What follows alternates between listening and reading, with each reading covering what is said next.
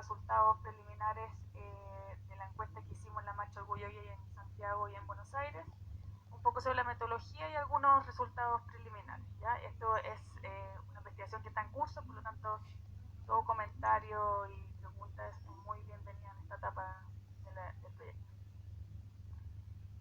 Este proyecto forma parte de un proyecto internacional que se llama Caught in the Act of Protest, que se desarrolló en 8 países europeos y actualmente se está desarrollando en otros 3 países latinoamericanos. La gracia de este proyecto es que se realizan encuestas en el acto mismo de la protesta, es decir, en las marchas, ¿ya? Y eso tiene una serie de ventajas a las cuales me voy a referir en un ratito. En el proyecto se emplea un marco teórico común, ¿cierto? Y se emplea un cuestionario en común, lo cual permite tener datos comparados sobre una serie de preguntas sobre las motivaciones, las emociones que sienten los manifestantes, su relación con los partidos políticos, etc. ¿Ya? Y con este proyecto Fondesit nosotros nos pasamos a formar parte de esta red internacional.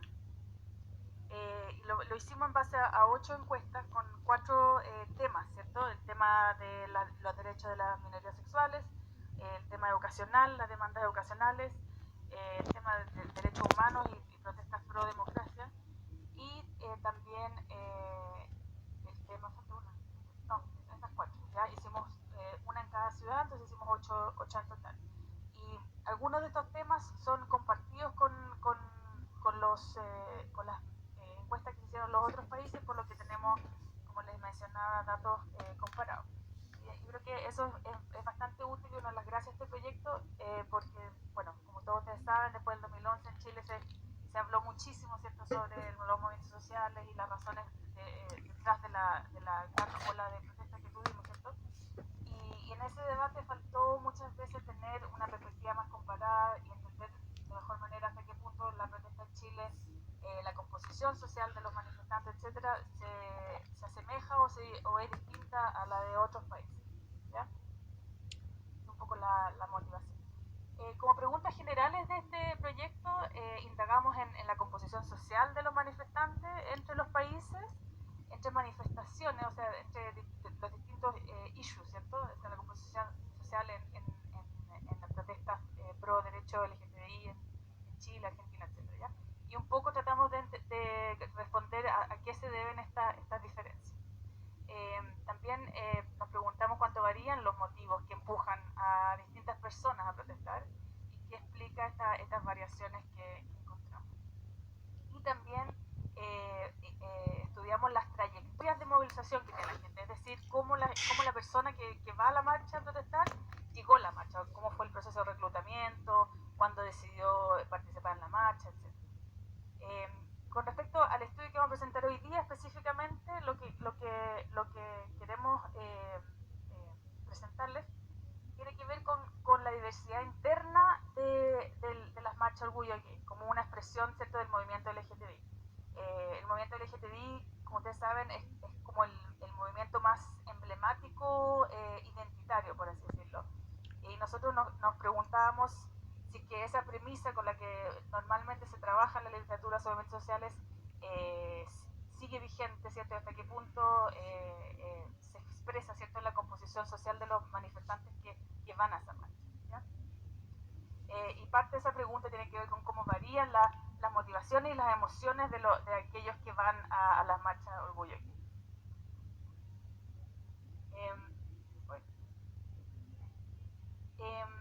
Una de las preguntas claves, ¿cierto?, en la literatura sobre movimientos sociales es por qué la gente va a protestar. Esta es como la pregunta central, ¿cierto?, de mucha de la literatura que investiga sobre cómo se van construyendo procesos de movilización social y el impacto que tienen. En sus orígenes, ¿cierto?, toda esta literatura veía, ¿cierto?, la acción social como algo muy irracional, ¿cierto?, tratando de explicar movilizaciones tales como el fascismo o el nazismo, ¿cierto? Entonces ahí se veían como estos grandes aglomerados de gente, ¿cierto?, que se manifestaba como algo bastante irracional. Esa visión fue rápidamente, ¿cierto?, tempranamente abandonada, y distintas corrientes teóricas desde Europa y desde Estados Unidos y el norte de América hacia una visión donde la identidad colectiva, ¿cierto?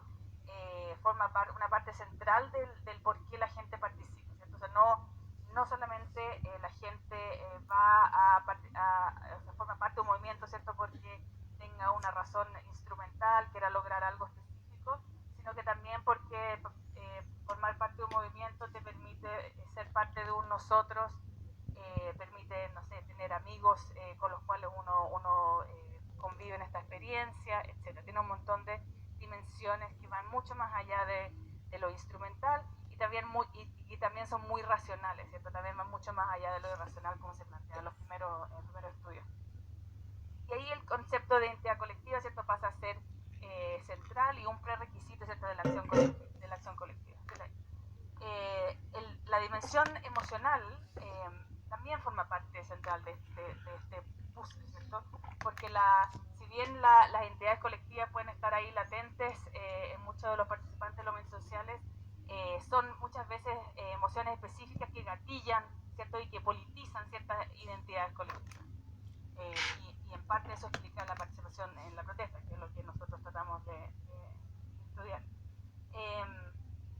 Las motivaciones, por su parte, también tienen una raíz, obviamente, en la identidad, pero también son activadas, también están latentes de alguna manera y son activadas de manera consciente por las organizaciones que forman parte de un movimiento social.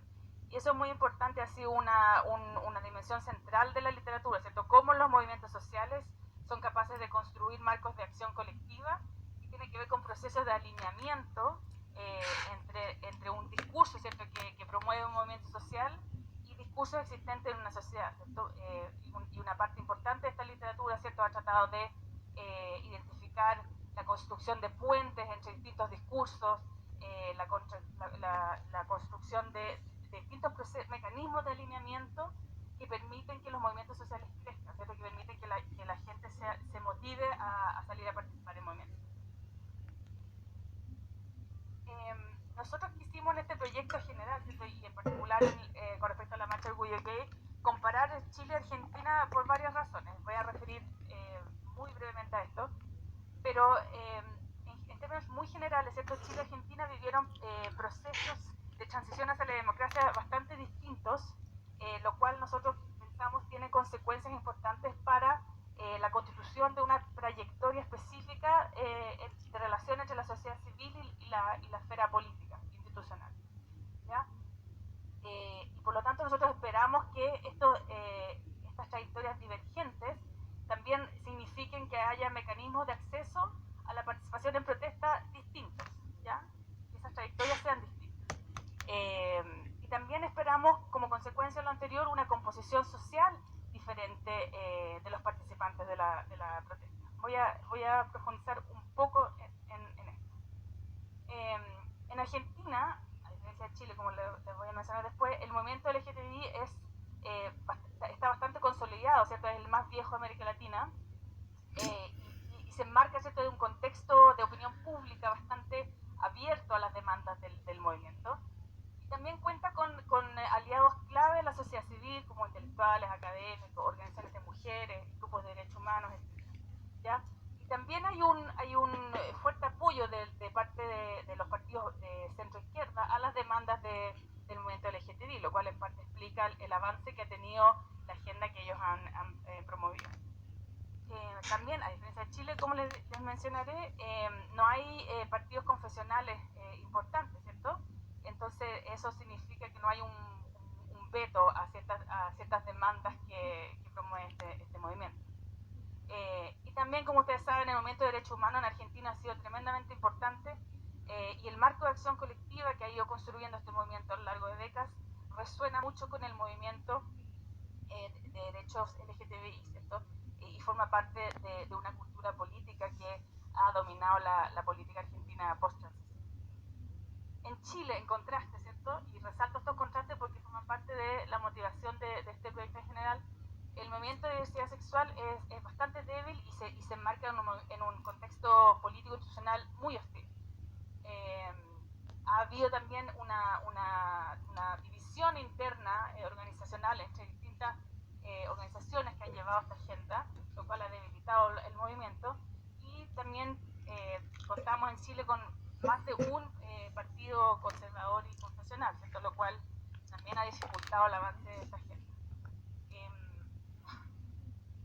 por otra parte, nuestra transición hacia la democracia, como todos ustedes saben,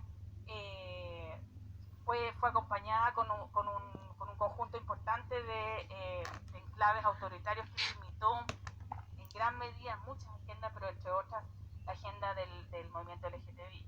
Entonces, en resumen, ¿cierto? Lo que les quiero señalar es, en comparación Chile-Argentina, el movimiento en Chile ha tenido bastante más obstáculos, ¿cierto?, para promover su agenda, bastante menos aliados para promover su agenda, y por lo tanto la agenda de derechos LGTBI en Chile está bastante más rezagada. Entonces nosotros lo que queremos ver un poco es hasta qué punto eso se expresa también en las emociones, en las motivaciones que manifiestan la gente que va a estas marchas, ¿ya? Esto, también un dato adicional, ¿cierto? El contexto de opinión pública, ¿cierto? En ambos casos. Entonces, en términos de hipótesis específicas que trabajamos en este paper particular, pensamos, ¿cierto?, que entre más identificación hay entre los manifestantes argentinos, o sea, más identificación entre los manifestantes argentinos que los chilenos con las organizaciones convocantes, por lo que les decía antes, ¿cierto?, que el tejido organizacional en Argentina logró sobrevivir de mayor manera, ha sido más fuerte tradicionalmente en el periodo post-transición que en Chile. Entonces, creemos que ahí hay una organización más fuerte y por lo tanto más identificación. Una segunda hipótesis es que hay más emociones negativas entre los manifestantes chilenos que en los manifestantes argentinos.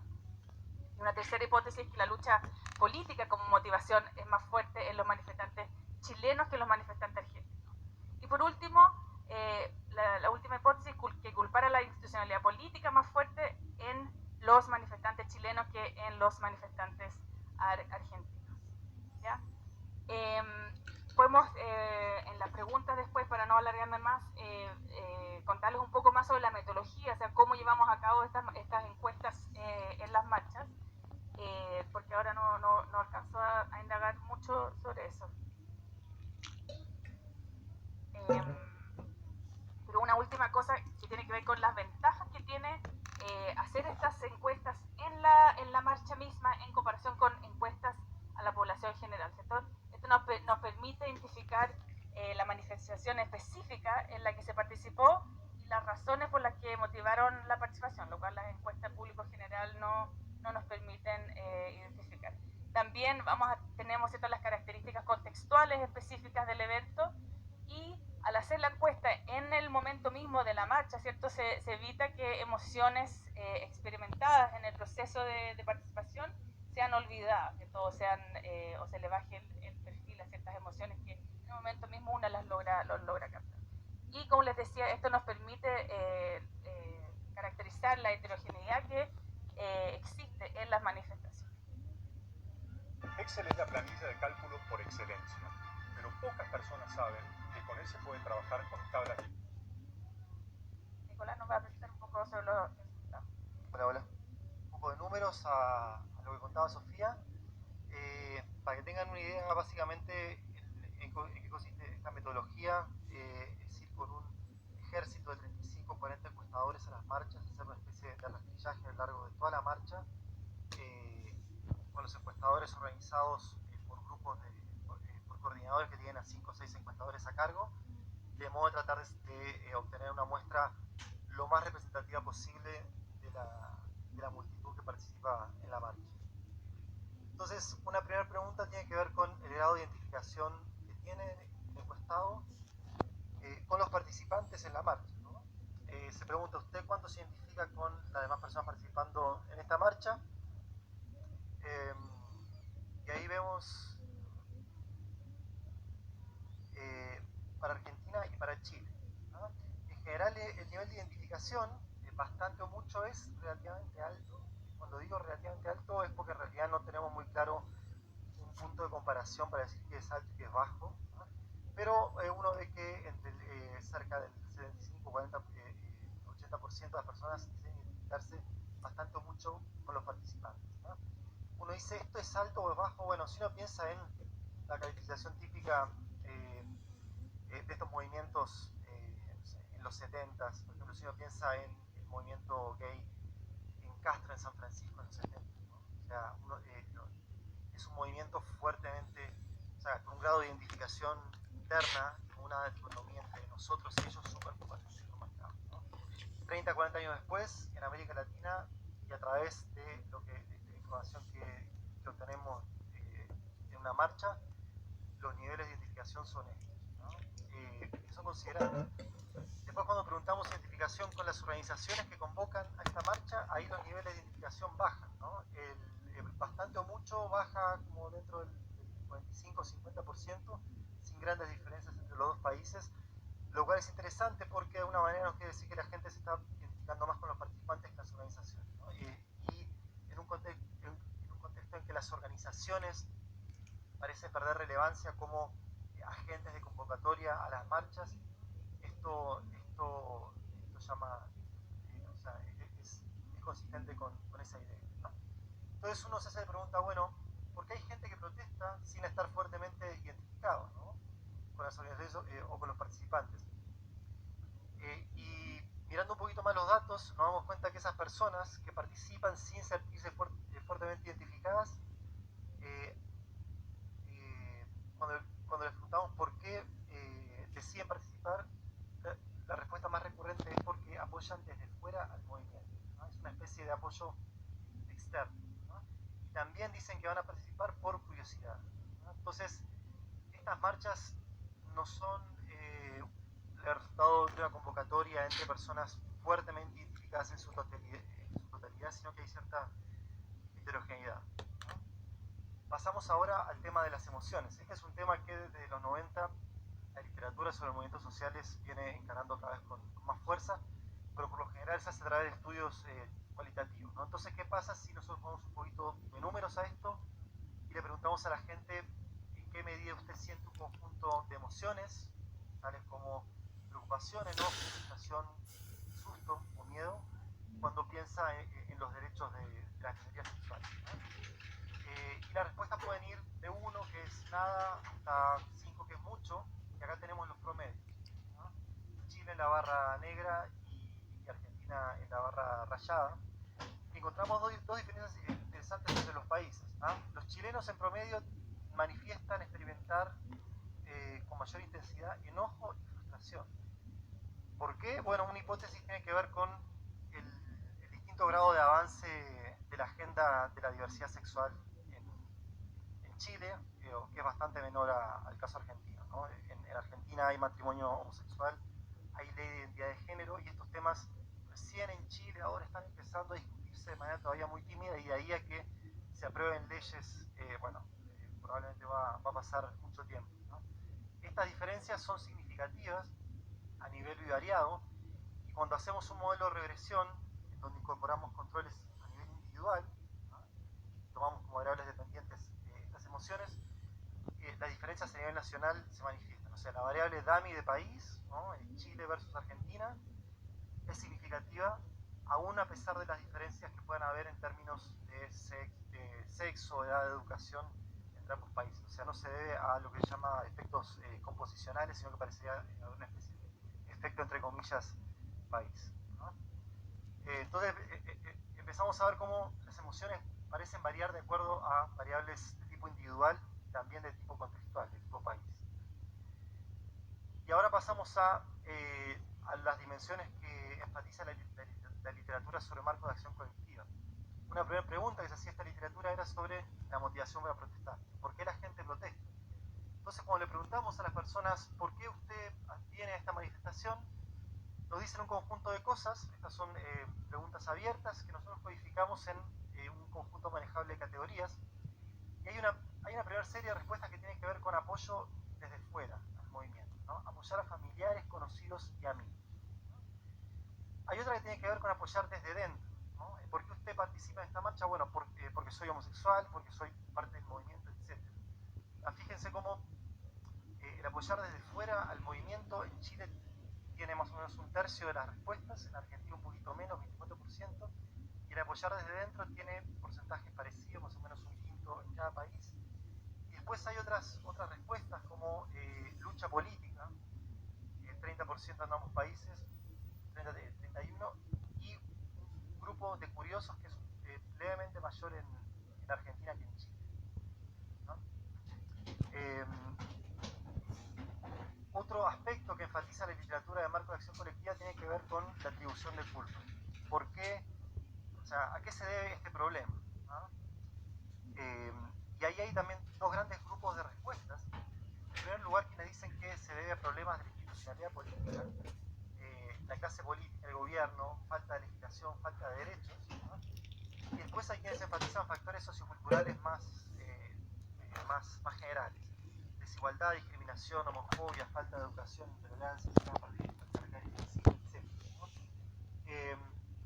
Este segundo factor, o sea, este segundo grupo de respuestas culturales, sociales, sistémicas, tiene un rol más importante en Chile, fíjense, 59 versus 37, mientras que la atribución de culpa a factores políticos aparece con un nivel más o menos similar, y una proporción más grande de otros en el caso de Argentina. Si uno hace un modelo de regresión tomando la atribución de culpa versus otro tipo de diagnósticos, también encuentra relación entre variables a nivel individual, ¿no? Y aquellas personas más politizadas, con más interés en la política, que participan más en organizaciones y confían más en las instituciones políticas, tienden a generar un diagnóstico vinculado a la política institucional, ¿no? O sea que estos diagnósticos que la literatura de marco de acción colectiva teorizó y estudió con métodos cualitativos, efectivamente se correlacionan con variables a nivel individual. Y finalmente, sí, esta es la última. Y finalmente la pregunta de Lenin sobre qué hacer para solucionar este problema, ¿no? Y ahí también hay quienes hablan de medidas políticas y legislativas, como en el caso de Chile aprobar el matrimonio igualitario o ley de identidad de género, o mejores leyes o acciones del Estado y el gobierno, y quienes enfatizan lo que nosotros llamamos medidas gramscianas, ¿no?